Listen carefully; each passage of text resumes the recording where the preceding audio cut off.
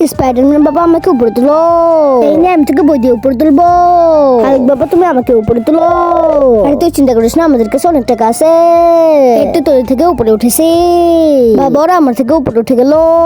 এই নিয়ে তোকে আমি আরো বই দিব। বাবা আমাকে আরো টাকা দাও, আমার থেকে উপরে উঠে যাচ্ছে। তবে রে আমার বাদুরের থেকে উপরে উঠবি। এই নিয়ে আমার বাদুর উপরে চলে আসছে। জিঙ্গালালা হু হু।